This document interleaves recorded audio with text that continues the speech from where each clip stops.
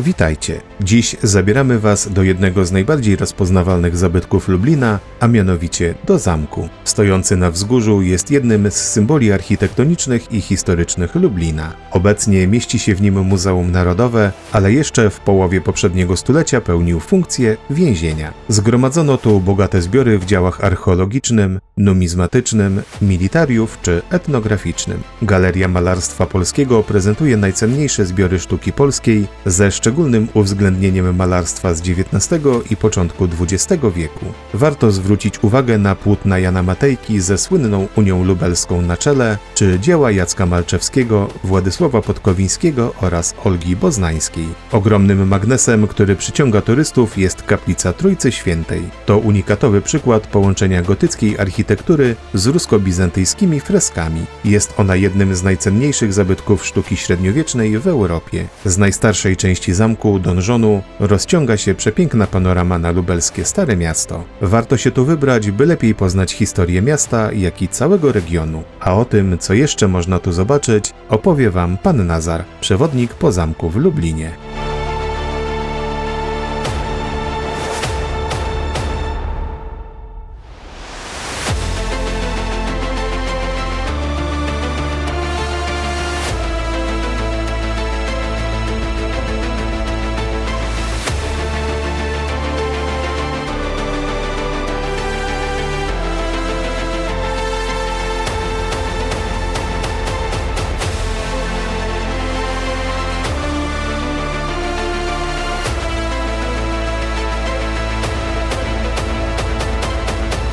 Dziękujemy, że odwiedzacie z nami lubelski zamek. Zachęcamy do subskrypcji naszego kanału na YouTube, bo co tydzień publikujemy na nim filmy pokazujące atrakcje Polski, które warto zobaczyć. Będzie nam również bardzo miło, jeśli docenicie naszą pracę łapką w górę i komentarzem, dzięki czemu algorytmy pozwolą nam dotrzeć do nowych widzów.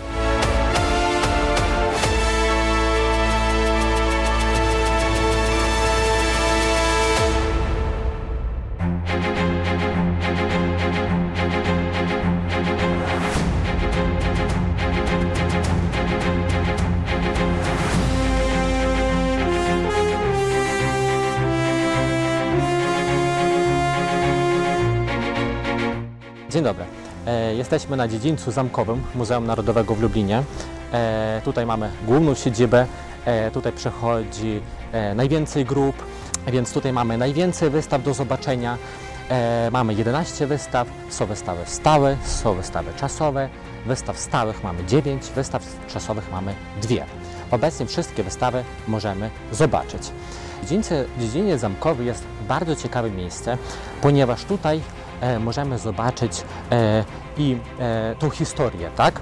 Ponieważ mamy tutaj i kaplicę Trójcy Świętej, miejsce unikatowe, akurat do kaplicy Trójcy Świętej przechodzi najwięcej grup i oczywiście mamy tutaj donżon. Donżon, czyli wieża.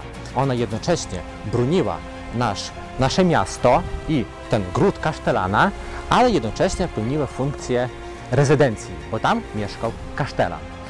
Kim był ten kasztelan? Kasztelan to była taka osoba, która w imieniu księcia, który był w Krakowie, rządziła w Lublinie. Oczywiście w jaki sposób ona rządziła? Ona prowadziła sąd oraz zbierała podatki. Skoro prowadzi sąd, to musi być więzienia, więc dolna kondygnacja tej kaplicy, tej wieży pełniła funkcję więzienia, a na górnej kondygnacji mieszkał ten kasztelan. Jak miał na imię pierwszy kasztelan w Lublinie? On miał na imię Wojciech. Następnie, proszę zobaczyć, wieża w stylu romańskim. Też staramy się nie mówić, ile ona ma lat. Wiemy, że pierwsza połowa XIII wieku, to jeszcze za dynastii Piastów, była zbudowana. Następnie, proszę zobaczyć, że obecnie mamy 3 kondygnacje w środku pomieszczenia i jedna kondygnacja jest jeszcze pod ziemią. Kiedyś kondygnacji było 4 na ziemi. Jaka jest podstawowa charakterystyczna cecha stylu romańskiego? Otóż po pierwsze bardzo grube mury. Wieża ma mury prawie 3,5 metra grubości. Następnie układ cegły charakterystyczny. Następnie okna biforium. To są takie 3 podstawowe cechy stylu romańskiego. Obecnie ma 24 metry, kiedyś miała 30 metrów, ponieważ ta kondygnacja obecnie jest pod ziemią, dlatego jest troszeczkę niższa ta wieża. Obecnie również mamy taras widokowy, kiedyś tego tarasu widokowego nie było. Mamy 100 schodów w środku, takie są schody spiralne, które nam pozwalają wejść na górę i zobaczyć cały Lublin z lotu ptaka. Następnie, proszę zobaczyć, jak będziemy tutaj na naszym dziedzińcu, to zobaczymy, że mamy tutaj na środku dużo okien. To jest też charakterystyczna cecha więzienia, które było tutaj i było tutaj to więzienie przez 128 lat. Więc jeżeli będziemy po tamtej stronie naszego muzeum, po tamtej stronie ulicy, to okien jest bardzo mało i to jest ta charakterystyczna cecha. Jeżeli tutaj przechodzimy i widzimy nasz zamek, tam przy tym parkingu na przykład, jeżeli tam stoimy, to widzimy te dwa czarne topory, tak, które patrzą jeden na drugiego, tak? Więc to jest też cecha tego więzienia, które było tutaj kiedyś. Oczywiście ten topór też jest na naszej wieży, na donżonie. Następnie miejsce unikatowe, nie tylko na skalę całej Polski, ale jeszcze i Europy i świata, to jest oczywiście kaplica królewska oraz kaplica pod wezwaniem Trójcy Świętej. Wejście do kaplicy było tutaj, na poziomie pierwszego piętra i te wejście pełniło kiedyś funkcję przez zbyt długi czas. Obecnie wchodzimy do kaplicy od korytarzu. I te wejście było naprzeciwko wejścia, które było kiedyś też prowadziło do wejścia do donżona. To wejście obecnie jest zamurowane i było na wysokości 7 metrów. Dlaczego tak wysoko? Gdyby ewentualnie ktoś tutaj wkroczył na dziedziniec, to ta wieża pełniła też funkcję ostatniej obrony. Tak? Zamykano wejście i czekano na wojsko, które będzie tutaj walczyć o Lublin i o gród tego kasztelana. Kaplica jest renesansowa z elementami gotyku. Renesans to jest góra, a gotyk to jest oczywiście ta już taka tutaj ta fasada. Kaplica jest unikatowa, możemy rozmawiać o kaplicy godzinami, ale generalnie powstała za ostatniego króla dynastii Piastów, czyli Kazimierz Wielki był fundatorem tej kaplicy. Był fundatorem, ale następny król, czyli to już dynastia Jagiellonów, pierwszy król dynastii Jagiellonów, Władysław Jagiełło, on był fundatorem tych malowidł, dzięki którym przyjeżdżają tutaj oczywiście dużo grup, bo to są malowidła bizantyjsko-ruskie. Kaplica jest w stylu zachodnim, gotyk, renesans, ale wnętrze mamy już w stylu bizantyjsko-ruskim, czyli wschodnim. I to jest takie bardzo ciekawe połączenie zachodu i wschodu, tak? Mówią, że Lublin to jest miasto pogranicze, gdzie wschód i zachód się spotykają.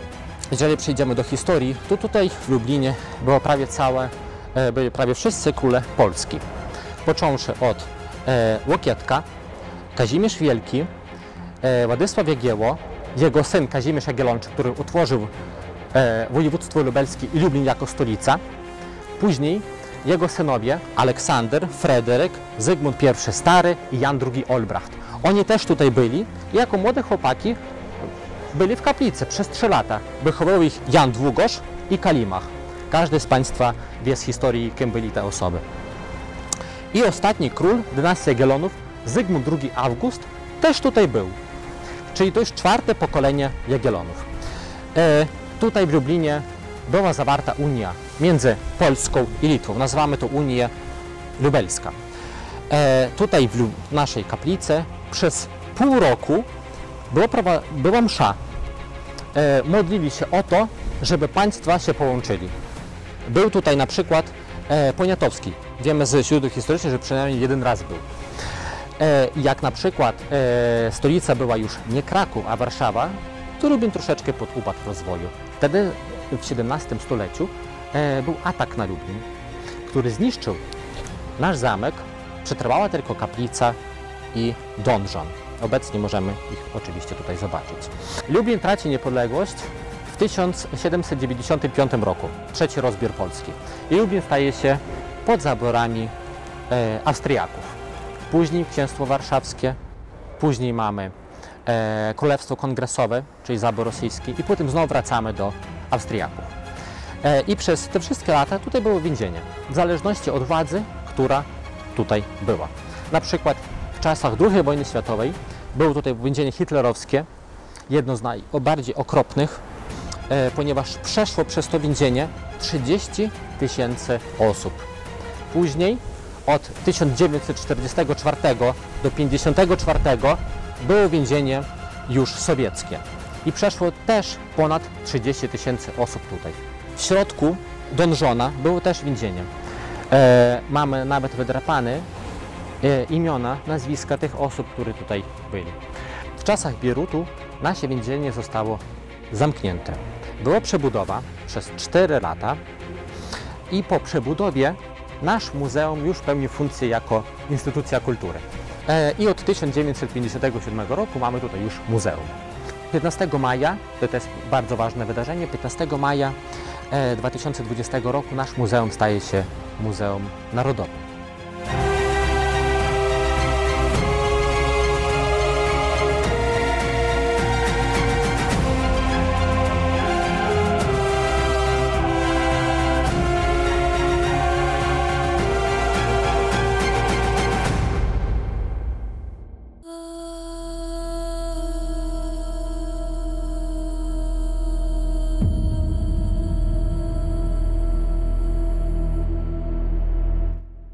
Jesteśmy na pierwszej wystawie, będziemy iść dzisiaj chronologicznie.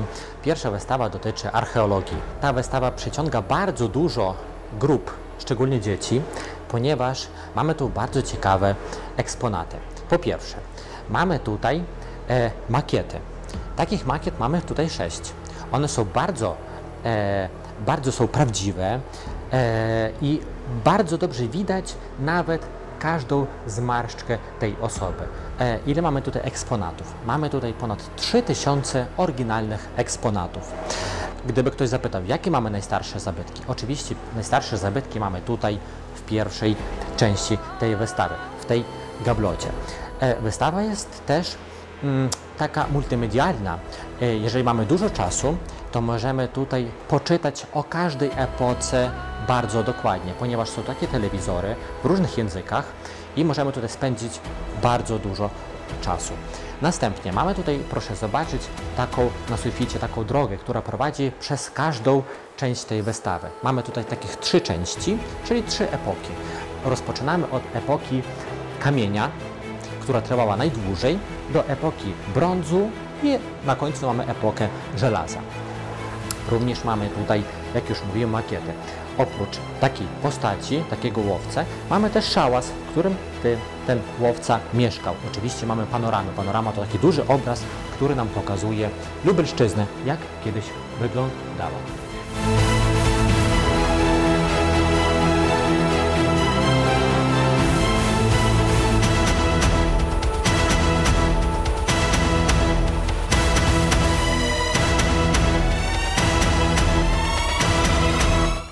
W kolejnej części wystawy archeologicznej na środku tego pomieszczenia mamy taki grób. To jest oczywiście prawdziwy grób. Kogo to jest grób? Możemy zobaczyć tutaj szkielet i możemy zobaczyć tutaj oczywiście czaszkę, na której mamy z miedzi zrobione okrągłe kolczyki. Więc to jest kobieta. Potem można dowiedzieć się, że to jest kobieta. Dookoła ma różne naczynia, różnych kształtów. Oczywiście oprócz naczynia pokazujemy tutaj jeszcze ostry krzemień. Przy pomocy tego ostrego krzemienia ona mogła polować. To, co udało się upolować, mogła potem kroić i położyć do tych naczyń. Proszę zobaczyć, mamy tutaj też takie ukryte znaczenia w postaci tego czerwonego piasku.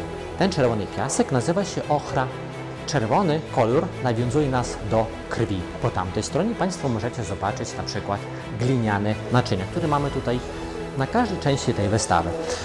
Proszę zobaczyć, że gliniane naczynia mają jeszcze takie białe elementy i te białe elementy to jest gips. Więc nasz muzeum jest jednym z największych muzeów w Polsce.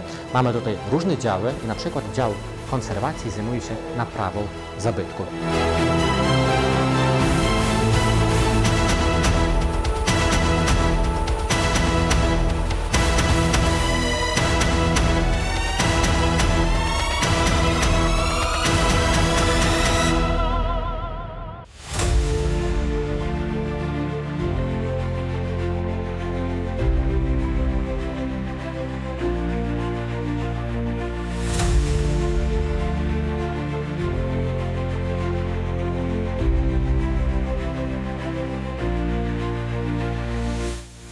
w ostatnim pomieszczeniu wystawy archeologicznej mamy taką dużą mapę.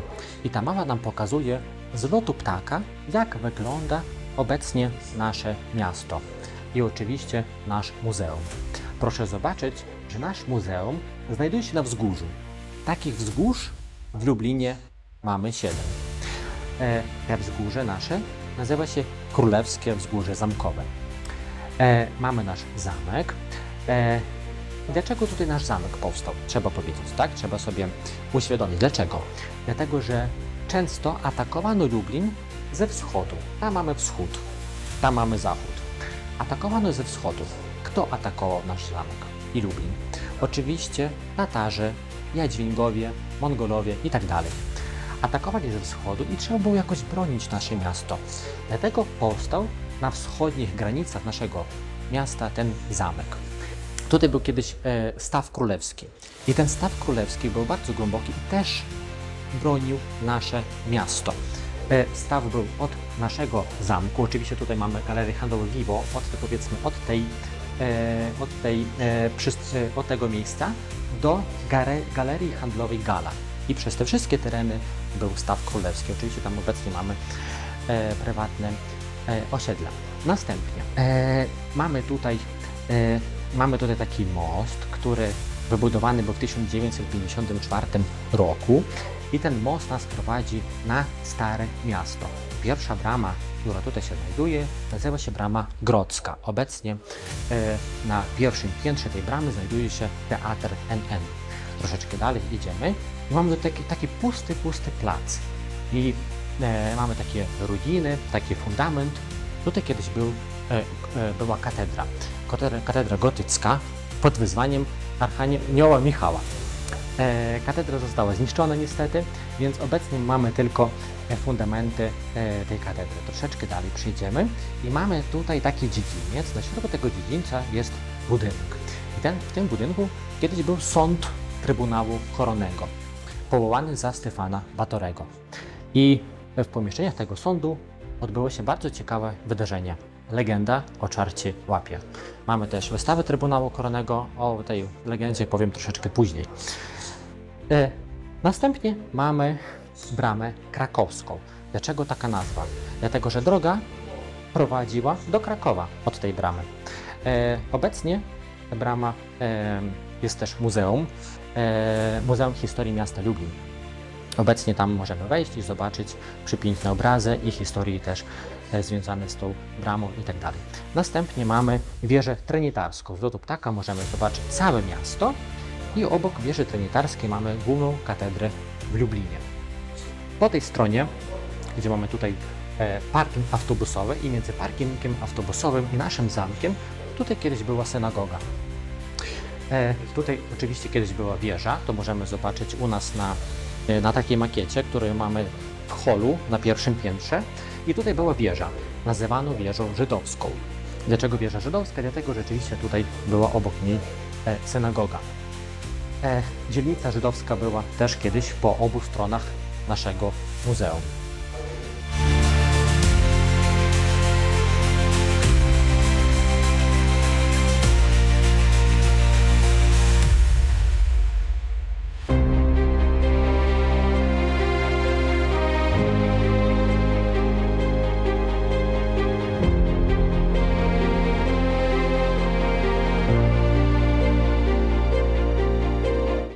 Następną wystawą, która opowiada nam o historii naszego zamku, wystawa dotyczy broni oraz malarstwa batalistycznego. Gdyby ktoś zapytał, jakie mamy tutaj najstarsze zabytki, oczywiście to są zabytki w tamtej pierwszej części, tej czerwonej gabloty. Pochodzą nawet z X-XII stulecia. To są takie ostre grociki oraz miecze za czasów Piastów jeszcze. Tutaj środkowa część dotyczy II wojny światowej i w tamtej gablocie, takim wnętrzu mamy broń, która była za czasów na przykład Wazów i tak dalej. Następnie sala jest taka przejściowa i każda osoba, która tutaj przechodzi, może zobaczyć tą taką ścianę. Pytanie, co to jest za ściana? To jest ten donżon, o którym była mowa na początku naszego filmiku. Ten donżon, większa część donżonu oczywiście jest na dziedzińcu, ale część oczywiście jest tutaj w środku naszego muzeum. Dlaczego tak jest? Dlatego, żeby każdy zobaczył, po pierwsze, że ten korytarz jest nowoczesny. On nie ma nic wspólnego do tego korytarza, który był kiedyś. Ten korytarz był zbudowany za czasów Stanisława Staszica w 1824-26. Więc tutaj nowoczesność, można powiedzieć, łączy się z starożytnością jeszcze, tak? Prawie.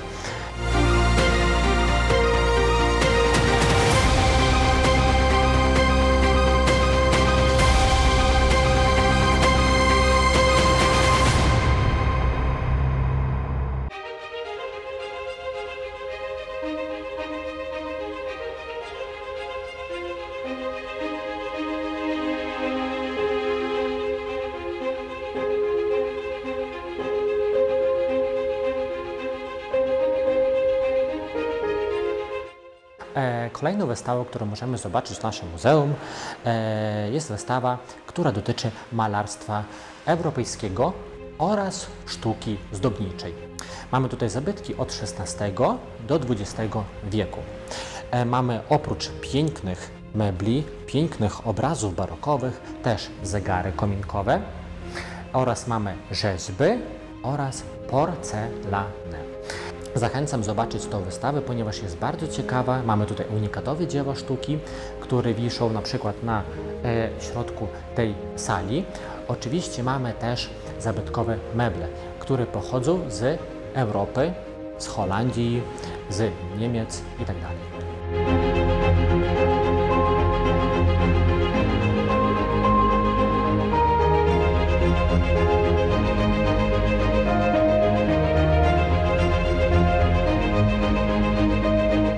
Królowa Bona była żona Zygmunta I Starego. To jest trzecie pokolenie dynastii Jagiellonów, pamiętamy. Kiedy królem był Zygmunt I Stary, pamiętamy, że rezydencja króla Zygmunta był Wawel, Kraków. Wawel, Kraków obecnie, jaki wtedy jest renesansowy, a nasz zamek lubelski był gotycki. Gotycki mały, więc nie pasował trochę królu, tak? Więc król zaprosił muratora z Włoch, Bartolomeo Berecci, który przyjechał do Lublina i przebudował nasz zamek na styl renesans.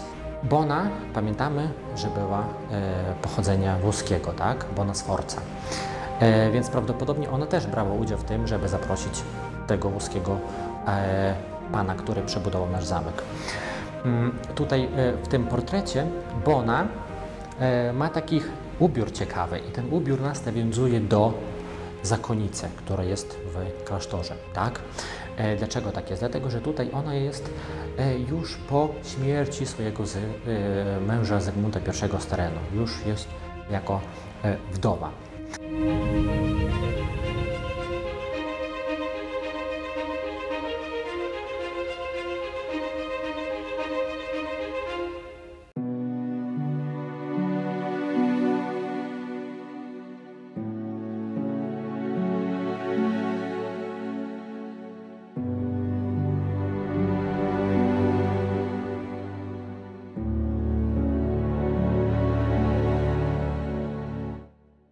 Jesteśmy w kaplicy Trójcy Świętej, czyli kaplicy królewskiej też mówimy. Kaplica jest miejscem unikatowym, ponieważ mamy tutaj połączenie wschodu i zachodu, sztuki wschodniej i architektury zachodniej. Zapraszam każdego z Państwa, który będzie oglądać ten filmik, do tego miejsca, bo rzeczywiście miejsce jest symbolicznym dla naszego miasta, dlatego że tutaj było bardzo dużo historycznych wydarzeń, takich jak na przykład Unia Lubelska, msza, która doprowadziła do połączenia dwóch państw. Mamy tutaj oprócz pięknych fresków, które mamy tutaj na ścianach, powiedzmy od podłogi do sufitu, tak, i cały oczywiście sufit. Mamy tutaj freski, które przetrwały ponad 600 lat i to są unikatowe freski. Oprócz tego mamy jeszcze oczywiście wydrapane napisy na ścianach, tak? To są osoby, które były tutaj podczas nabożeństw, tak? To nie są grupy turystyczne oczywiście. Można powiedzieć, że to jest historyczny medalion w sumie, tak? Mamy tutaj też taki balkon, mówimy empora, miejsce, z którego prawdopodobnie modlił się król, który był tutaj w Lublinie. Naprzeciwko mnie jest wejście do tej kaplicy, ówczesne wejście. Obecnie wchodzimy od nowoczesnego wejścia, od korytarzu. Mamy tutaj filar, który łączy nas z niebem, tak? Przestrzeń wiernych do świętych. Mamy tutaj jedną nawę i prezbiterium. Prezbiterium to takie miejsce, skąd prowadziła się msza. Mamy ołtarz, jeden w prezbiterium i dwa boczne ołtarze w nawie.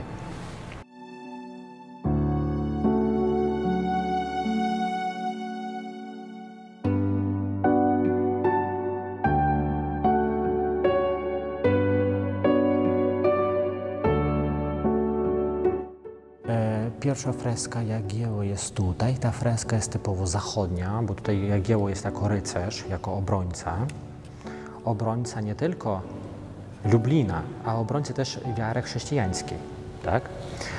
Jagiełło siedzi na koniu, na białym takim rumaku, trzyma w prawej ręce włócznię. Proszę zobaczyć, że na końcu tej włóczni mamy krzyż, a w lewej ręce trzyma tarczę i na tarczy mamy podwójny krzyż. I to jest symbol Władysława Jagieły, własny symbol Władysława Jagieły. Typowo wschodnia freska Jagieły jest na obudowie tych schodów. Jak nie wiemy, gdzie znajduje się Jagiełło, to zazwyczaj króla można poznać po tym, że ma koronę, albo po szatach, które król ma. W tym przypadku Chrystus siedzi na kolanach Maryi. A gdzie jest Jagiełło? Jagiełło jest ta osoba, która ma purpurowe szaty w tym przypadku, więc on klęczy, nie dotyka ziemi, uważa się prawie za świętego, dlatego że był fundatorem kaplicy i malowideł, tak? Osoba, która stoi obok Jagiełła, to jest święty Mikołaj, biskup ważny dla Kościoła Wschodniego. Za tronem Marii mamy Konstantyna Wielkiego, też świętego.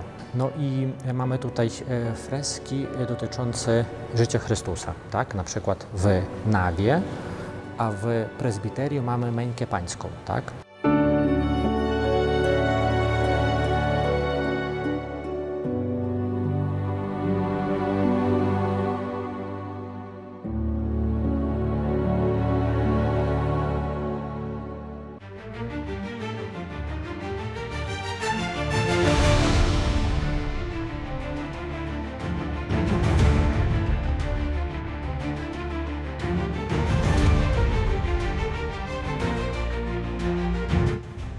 Jesteśmy na wystawie Trybunału Koronnego. Wystawa jest bardzo ciekawa, ponieważ łączy w sobie portrety osób związanych z Trybunałem Koronnym oraz bardzo ciekawą legendę związaną też z tym Trybunałem Koronnym. Mamy taki stół, mamy tutaj taką szybę i pod szybą znajduje się odbitek dłoni. Kogo to jest dłoń? Otóż Trybunał Koronny powstał za czasów Stefana Batorego i Jana Zamoyskiego. Ten Trybunał Koronny istniał przez 200 lat i koniec tego Trybunału Koronnego to jest trzeci rozbiór Polski, 1795 rok. Dlatego na końcu tego korytarzu, na końcu tej wystawy znajduje się portret Poniatowskiego, bo to jest ostatni król Polski. Ten stół jest oryginalny z tych czasów, a krzyż jest kopia. Oryginalny krzyż znajduje się w katedrze, głównej katedrze w Lublinie.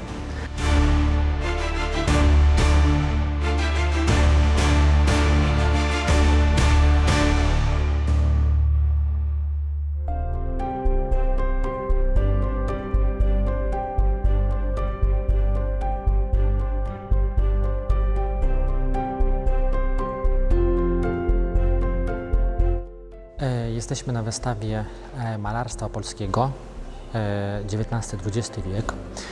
Ta wystawa też, jak archeologia, Państwo pamiętają, jest podzielona na 3 części. Pierwsza część, jak wchodzimy na tę wystawę, dotyczy malarstwa pejzażowego, są pejzaże, oraz martwa natura. Kolejna część dotyczy portretów i ostatnia część, gdzie tutaj stoję, dotyczy malarstwa już batalistycznego. Na środkowej części tej galerii mamy największy obraz na tej sali. Możemy mówić o tym obrazie godzinami, bo obraz dotyczy zawarcia Unii między Polską i Litwą. Obraz jest oryginalny, jak i wszystkie obrazy na tej sali. Ma 3 metry wysokości na 5 metrów długości. Tutaj mamy postaci, które byli podczas zawarcia Unii. Wiemy, fakt, że 1 lipca 1569 roku była Unia zawarta. Ale kto był podczas tego podpisania Unii? Tutaj mamy 36 osób. Część osób tutaj są fikcyjne, a część oczywiście osoby, które rzeczywiście byli podczas tego podpisania.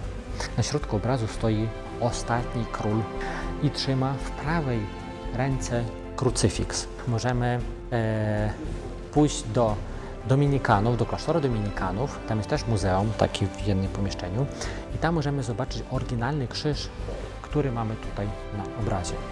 Matejko namalował ten obraz na rocznicę 300 lat zawarcia Unii między Polską i Litwą.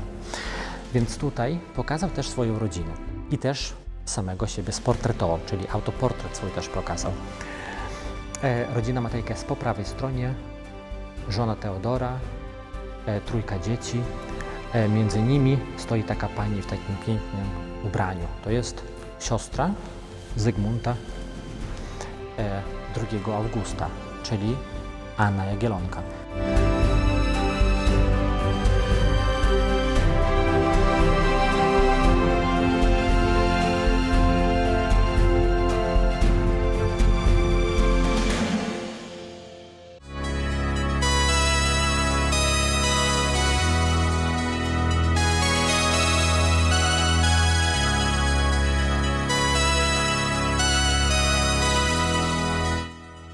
Ostatnią wystawą naszej podróży jest wystawa, która dotyczy malarstwa już nowoczesnego. Grupa Zamek i awangarda. Mamy tutaj malarstwo socrealizmu, prace kolorystów lubelskich i oczywiście skupiamy się na grupie Zamek. Oczywiście mamy tutaj też wideo, które pokazuje nam, w jaki sposób grupa Zamek tworzyła swoje obrazy.